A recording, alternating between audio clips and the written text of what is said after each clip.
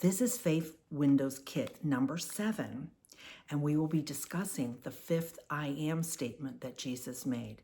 And today we are going to be sharing from John, the book of John, and the story of Lazarus and Mary and Martha. It's such a sweet, wonderful story. I can't wait to share it with you. So as we begin this part of the Bible study for the Faith Windows Kit, I have to put my glasses on.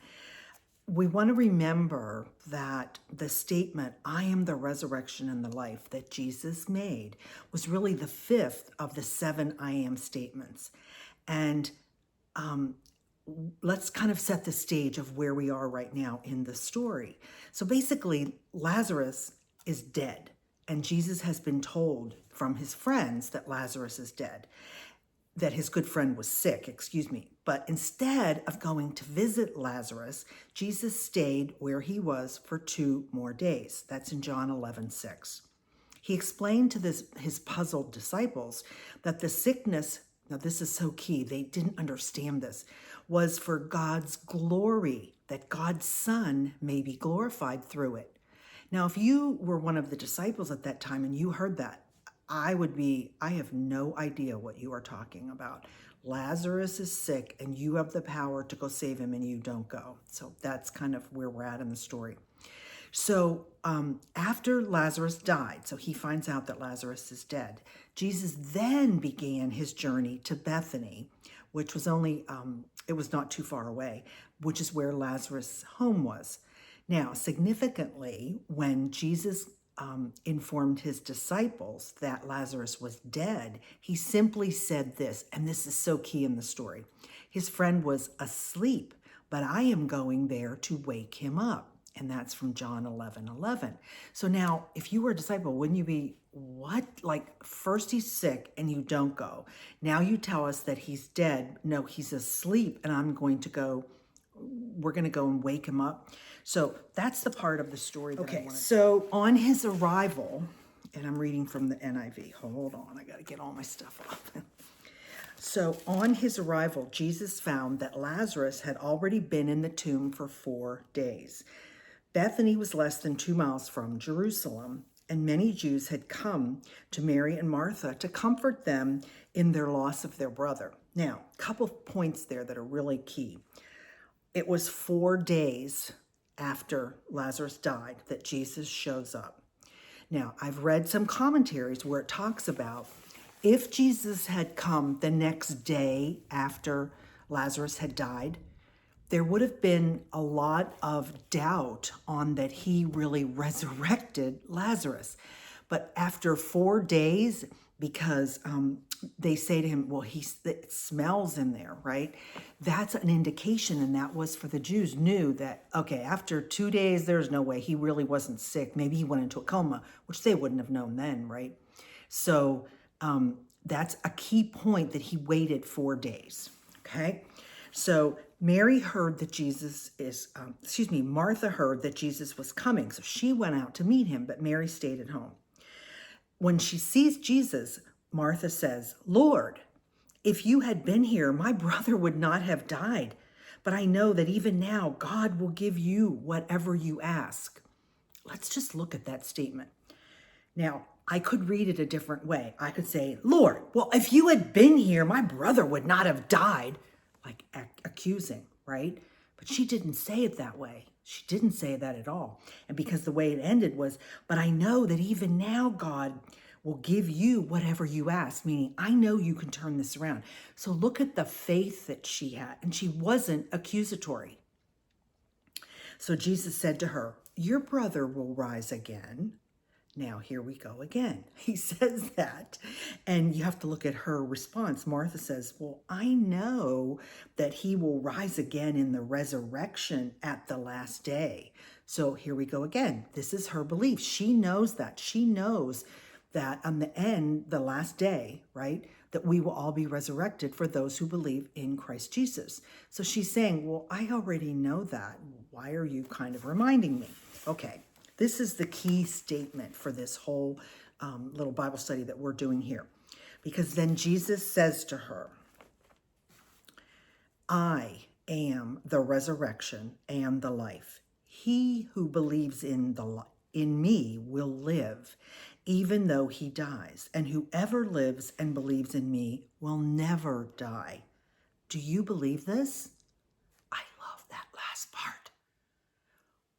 He's making a statement. He's kind of correcting her about, okay, it's not about at the end times that we'll be resurrected. It's about right now. But do you believe that, Martha? So she answers him with such faith. Yes, Lord, she told him. I believe that you are the Christ, the Son of God, who was to come into the world. So here we go. Look at the faith that this woman had. Her brother has died. I'm sure she's totally bereaved, but she has faith, and she wasn't accusatory to Jesus, remember? So and then after that, after she had said this, she went back and called her sister Mary aside and said, the teacher is here, and he is asking for you. Well, when Mary heard this, she got up quickly and went to him. Now, Jesus had not yet entered the village because they were still on the outside at the place where Martha had come out to meet him. When the Jews who had been with Mary in the house, comforting her, noticed how quickly she got up and went out, they followed her, supposing she was going to the tomb to mourn there. When Mary reached the place where Jesus was and saw him, she fell at his feet and said, Lord, she says the same thing, right? If you had been here, my brother would not have died. Again, she didn't say it like, really, you didn't come? When Jesus saw her weeping, and the Jews who had come along with her also weeping, he was deeply moved in spirit and troubled. Where have you laid him? He asked. Come and see, Lord, they replied. Jesus wept. Now, why did Jesus cry? Why is that the place where Jesus cries and we see him? I believe that he saw how emotional this was, and obviously he had a relationship with Mary and Martha and Lazarus. And so Lazarus is dead. Now he knows Lazarus is coming back. They don't know that. And all those people around are kind of like, we believed in you and we thought, he wasn't going to die. So he did weep. He wept in showing them that he was a man, that he had emotions and he could understand what they felt. Then the Jews said, see how he loved him. So that's how they interpreted Jesus crying at that time. But some of them said, could not he who opened the eyes of the blind man have kept this man from dying? Here we go again. All the people who really want to see Jesus fail, right? They're kind of snickering over there. Well, really, he's the one, and he couldn't even, he made the blind man see, and he doesn't even come for his best buddy. That's really what's kind of going on. Okay, so Jesus, once more, deeply moved, came to the tomb. It was a cave with a stone laid across the entrance, and I made sure that the graphic that I used was really a cave. Take away the stone, he said. But Lord, said Martha, the sister of the dead man, by this time there is a bad odor, for he has been there for 4 days. Then Jesus said, did I not tell you that if you believed, you would see the glory of God? So he's kind of like, okay, I'm hearing you all telling me over and over, well, he's dead and why weren't you here? But I told you what was going to happen. Are you going to believe? So they took away the stone. Then Jesus looked up and said, Father, now he calls on his Father. He goes to God right there. Father, I thank you that you have heard me. I knew that you always hear me, but I said this for the benefit of the people standing here, that they may believe that you sent me. So he's referring them back to his Father, to God. When he had said this, Jesus called in a loud voice, Lazarus, come out. Now, don't know how long that happened. Did he immediately jump up? But it says, the dead man came out, his hands and feet wrapped with the strips of linen, and a cloth was around his face. So he clearly just got up. Jesus said to them, take off the grave clothes and let him go. Wow. It's such a sweet story of belief, of faith, not being accusatory. And so let's go back to the overarching picture after I just read the scripture to you. So let's see, hold on one second. I have to get back to my place. So when she said, when Martha had said to him when she met him out there, I just want to go back over there and give a couple points with that. Such was her faith in Jesus' power to heal. She did believe in him, right? Jesus replied by assuring Martha that her brother would rise again, but Martha responded again in faith, I know he will rise again at the resurrection on the last day. But he says, then he makes his fifth I am statement. I am the resurrection and the life. And he who follows it with a call to faith, he who believes in me will live, even though he dies, and whoever lives and believes in me will never die. So when he was saying, I am the resurrection and the life, what did Jesus really mean? He was basically claiming to be the source of both. The source of both what? That there is no resurrection apart from Christ, and there is no eternal life apart from Christ. So beyond that, Jesus was also making a statement concerning his divine nature. He does more than give life. He is life. And therefore, death has no power over him. Jesus confers this spiritual life on those who believe in him. That's us. So that we can share the triumph over death. So us believers, we believers in Jesus Christ will experience resurrection because having the life Jesus gives, it is impossible for death to defeat us. Do you know that? Do you know that in your heart? Do you know that in your mind? If you believe in Jesus, you know where you're going. You know you will have eternal life. So even though you may be sick, even though the doctor may say to you, you have cancer and doesn't look good and there's nothing we can really do, if you truly believe and Jesus is your Lord and your Savior, you know where you're going to end up. You know that because of your belief and because of your faith in Jesus, you will have a resurrected and eternal life with Jesus. Let's look at a couple of the other verses that I pulled out. I give you 7 verses in each kit. And I just want to go over. If we look up the Romans 6:4, it says, we were therefore buried with him through baptism into death, in order that just as Christ was raised from the dead through the glory of the Father, we too may live a new life. What does that really mean? So what it really means is, if you've been baptized, now baptism as a child will count. I was baptized, I believe as a child, but I also made a profession of faith when I was 41, and I was then baptized. And that immersion that happened to me, being, totally submerged in the water, was really a symbol of Diane's death. Like that Diane up to 41 years, Diane died. When I came out of the water, I was coming out of the water, that dead life was gone, and I was in a new life with Christ. And that was one of the sweetest days of my life, I will let you know. And I did feel that. I felt like a totally new person.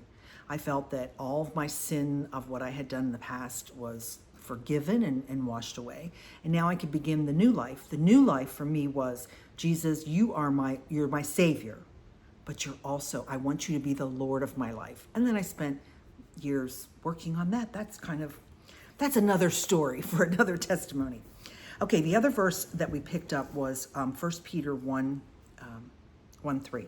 Praise be to the God and Father of our Lord Jesus Christ. Remember, he just said, Father, are you going to let me raise Lazarus? In his great mercy, he has given us new birth into a living hope through the resurrection of Jesus Christ from the dead. And that, again, there's the hope. There's the hope that we have. So I have a friend right now who's has cancer. She's lasted a year so far. We don't know how long she has. I've been witnessing to her. I pray for her every day that she will see that she will have eternal life. I'm not sure. I don't know. It's not for me to judge, but the term new birth in that verse refers to spiritual birth, as I just reminded you, the regeneration that the Holy Spirit brings into believers into God's family, right? These words offer us joy and hope. That's what this whole Bible study is about for this. He is the resurrection and the life. Look at the joy. Look at the hope that you have. We should have confidence because of what God has done for us in Jesus Christ. We will live with Christ forever. And our last verse was John 6:40. For my Father's will is that everyone who looks to the Son and believes in him shall have eternal life, and I will raise them up on the last day. That's everyone. Now, I would personally say that everybody says, when is Jesus coming back? We don't know. I guess I say he's giving everybody the opportunity to come to him. He doesn't want one soul to be lost. So those who put their faith in Christ will be resurrected from our physical death to eternal life with God when Christ comes again. I hope this has inspired you to maybe go read those verses in John. Read all the I am statements. I think you'll be amazed. If you've been following, this is the 7th one, and so we're done with the I am statements. And I will say that I know for me, doing the study all along has been one of hope, grace, love, and the hope and knowledge that I will have eternal life with Christ. Do you know that? Do you need to make a confession of faith? I would totally encourage you to do that. I would love to inspire you to make that. Or maybe you've already made that profession of faith, but you're kind of not living in close contact with God. Part of what I do at Faith Art Design Studio is to share little nuggets of God's word in a fun way, making junk journals, so that you spend that extra time with God. So I encourage you and invite you to spend time with God. Come along on this journey, the Faith Art journey, where you can tell your faith story through art. Let's look at what the kit looks like today. Faith Window Kit, which is Jesus is the resurrection and the life. The reason I chose the blue and this beautiful background was because I felt like Jesus said, I'm not here, right? Where did Jesus go? He ascended into heaven, and to me, heaven is blue.